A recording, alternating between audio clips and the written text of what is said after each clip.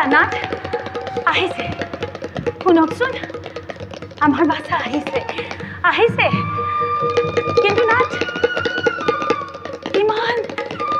ইমান লাহে লাহে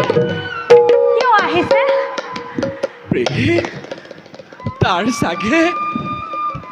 তাৰ চাগে বৰ ভাগৰ লাগিছে ইমান কম বয়সতে সেই অন্ধ পিতৃ মাতৃৰ বোজা কান্ধত লৈ ঘূৰি ফুৰিব লগা হৈছে তাতে এই অন্ধ পিতা মাতাৰ বাবে জল আনিবলৈ সৰজুনৈৰ পানী অনা ঘাটলৈ গৈছে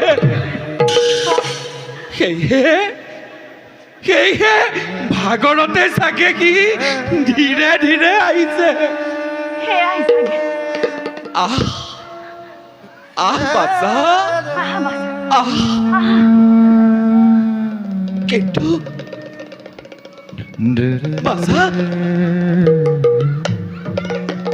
বাচ্চা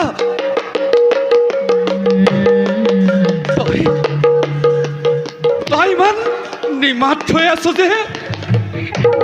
বাচ্চা কিয় ইমান নিমাত হৈ আছ বাচ্চা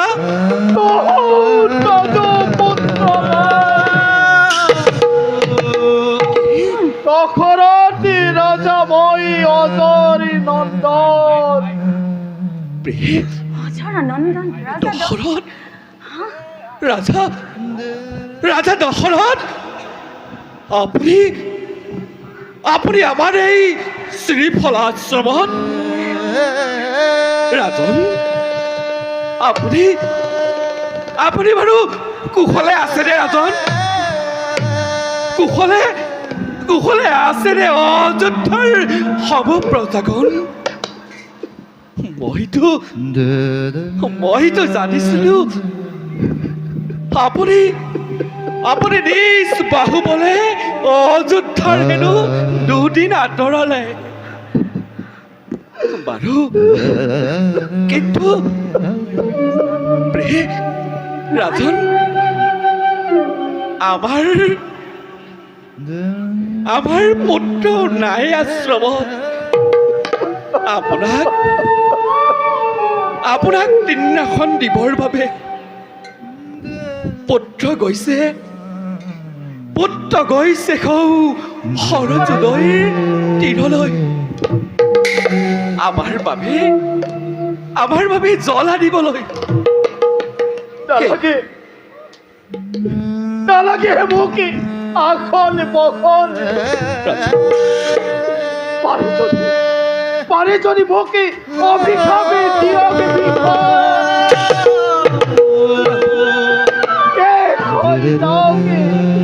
দশৰথৰ নামেই পৃথিৱীৰ পৰা ৰাজন নালাগে দেখিব আৰু এই পাপী দশৰথকে এই বিশ্বই ৰাজন তুমি হেন পৰাক্ৰমী ৰাজন তুমি কন্দন কৰিছা আমাৰ সন্মুখত ৰাজন হৈছে নেকি কিবা অন্য অঘটন তোমাৰ ৰাজ্যত প্ৰকাশ কৰা ৰাজন প্ৰকাশ কৰা নাথ শুনিছো ৰজা দশৰথ অদ্যপি অপুত্ৰ কি জানিবা তেওঁ পুত্ৰ শোকত বিহ্বল হৈ আমাৰ আশ্ৰমে বহিছে নাথ তেওঁক পুত্ৰ লাভৰ আশীৰ্বাদ দি কৃতাৰ্থ কৰক নাথ কৃতাৰ্থ কৰক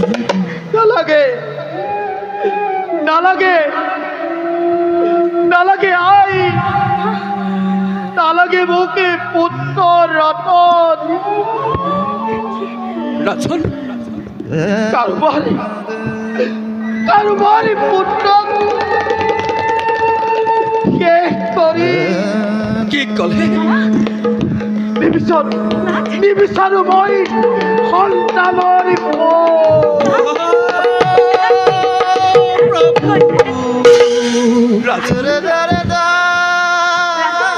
আপুনি আপুনি কাৰোবাৰ পুত্ৰৰ সহায় কৰাৰ কথা কয়। ধৈৰ্য ধৰক ৰাজন, কোন তেওঁ? কি তেওঁৰ পৰিচয়? কোন তেওঁৰ পিতৃ মাতৃ? কিবা তেওঁৰ অপৰাধ? হে মুনিবৰ, মুখেৰে মোৰি আজি নোলাই বছৰ।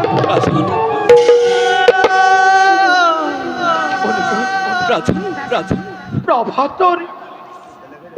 এটি মুখ্যলত আহিছিলো মই মিকয়ালে। সেই খৰজুৰি তীৰৰ ঘনঘোৰ অৰণ্যৰ মাজে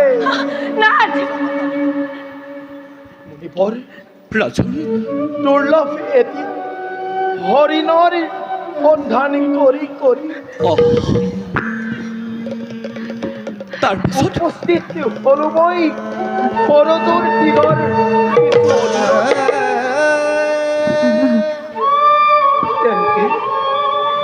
তেনেতে শুনিলো মই ঘটঘটি জলৰ শব্দ। ভাবিলো জল পান কৰিছে একটু উন্মাত্ত বছৰ আছে। আৰু মই ভাবিলো মুহূৰ্ততে মোকো তেওঁলোকে কৰিব আক্ৰমণ। তাৰপিছত ৰাজন সেই ভাবি মুনিবৰ ৰাজন পাহাৰি কৰিলো মই শব্দ ভেদি ৰাজন আৰু সেই পালেই ৰাজন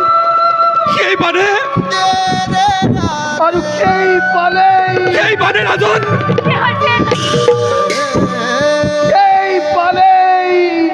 ৰাজন কাঢ়ি নিলে যদু পুত্ৰৰ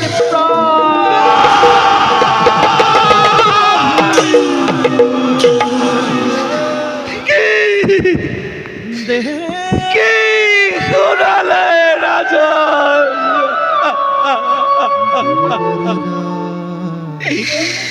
কি শুনালা ৰাজন? হে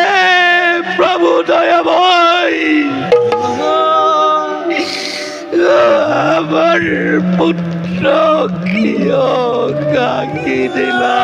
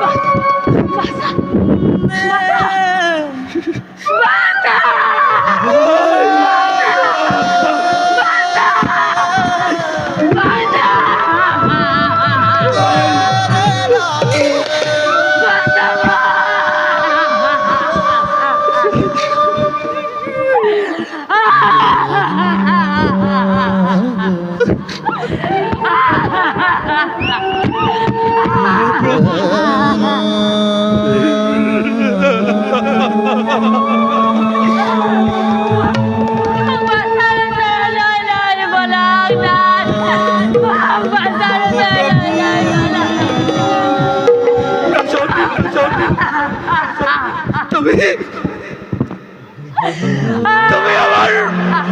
বাচ্চাক হত্যা করে আমার টুকু তুমি হত্যা করিলা। তুমি তুমি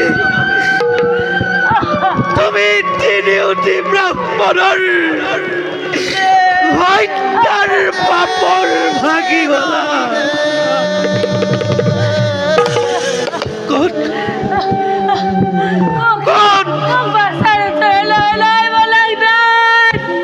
মোৰ হৃদয়ৰ ৰতন মোৰ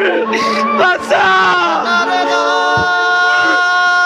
লৈ বলা বাৰু আমাৰ লৈ বলা ৰাজন লৈ বলা আমাৰ বাচাৰ ওচৰলৈ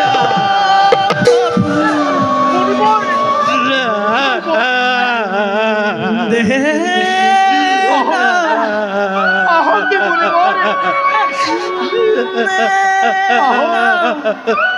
আহ গাই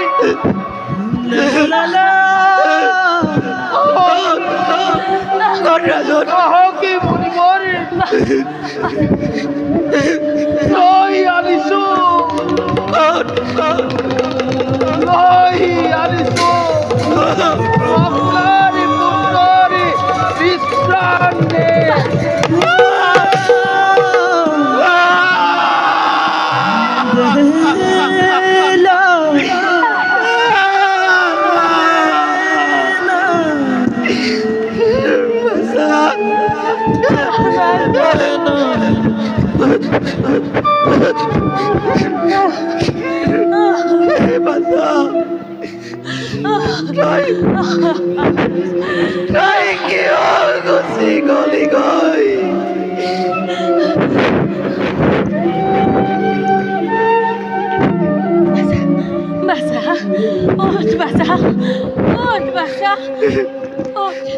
তোৰ অবিহনে তোৰে পিতা মাতা কেনেকৈ চলিব বাচা উঠ বাচা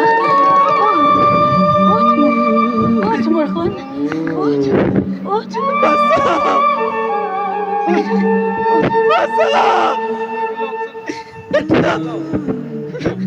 এতিয়া আমাক কোনে মাতিব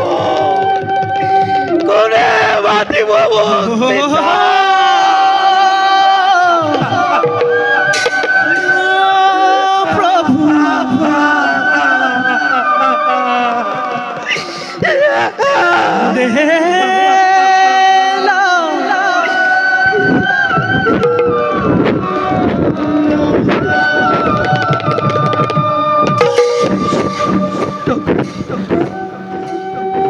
কৰিবা কন্দন প্ৰিয়ে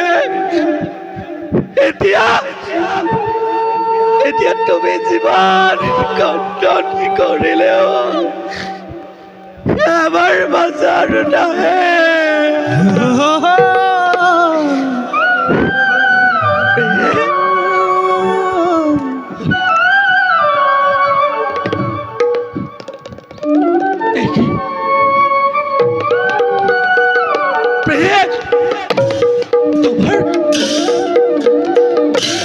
তোমাৰও নাই কোনো প্ৰতিক্ৰিয়া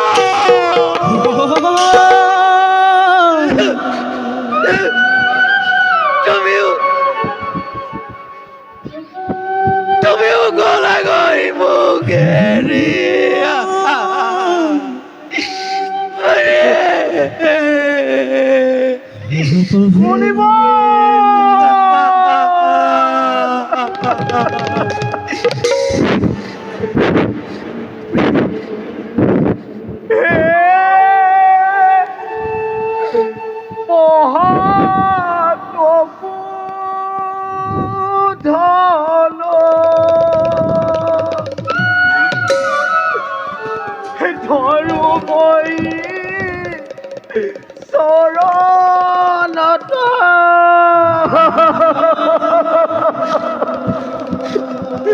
হে দুঃখ মই কৰিলো ভিক্ষণায় হৰি হৰি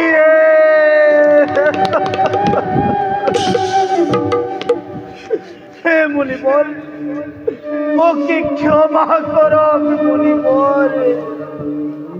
ওকে ক্ষমা কৰক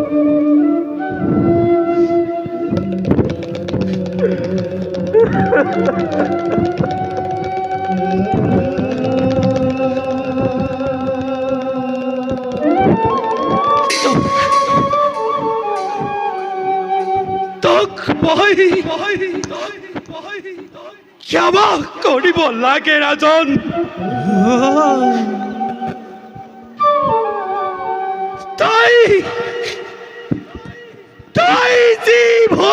কৰিলি তোৰ কোনো ক্ষমা নাই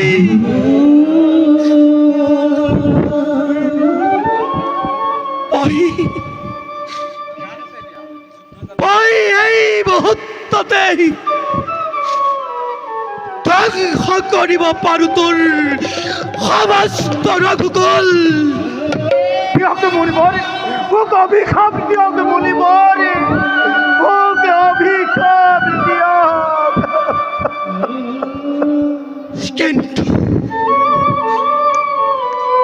কিন্তু তই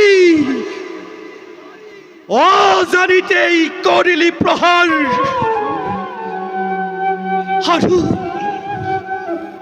আৰু নিজ ভুল তই কৰিলি স্বীকাৰ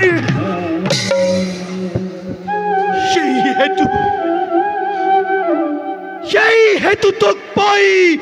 অভিশাপ কৰিম প্ৰদান দিয়ক মুনিবৰে মোক অভিশাপ দিয়ক মুনিবৰে মোক অভিশাপ দিয়ক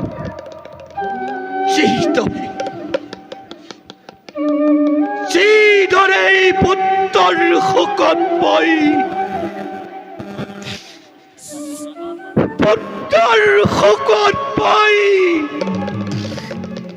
তেজি মোৰ জীৱন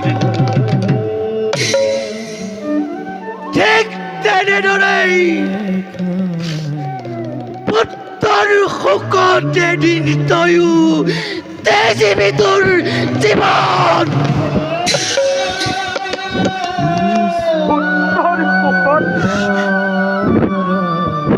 পুত্ৰৰ শোকত মই তেজিম জীৱন পুত্ৰৰ শোকত মই তেজিম জীৱন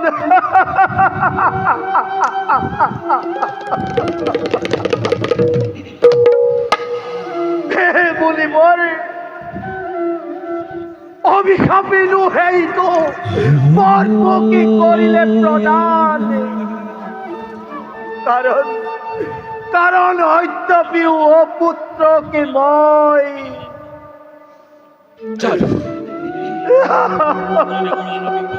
জানো ৰাজন জানো মই মোৰ দৃষ্টি শক্তিৰে জানিব পাৰিছো পুত্ৰক যেন তোমাৰ নাই কোনো লক্ষণ শুনা ৰাজন শুনা মোৰ সেইটো উপদেশ ঋষ্যশৃংগ মুনিক মাতি আনি তুমি পুত্ৰ লাভৰ বাবে কৰা যজ্ঞৰ আয়োজন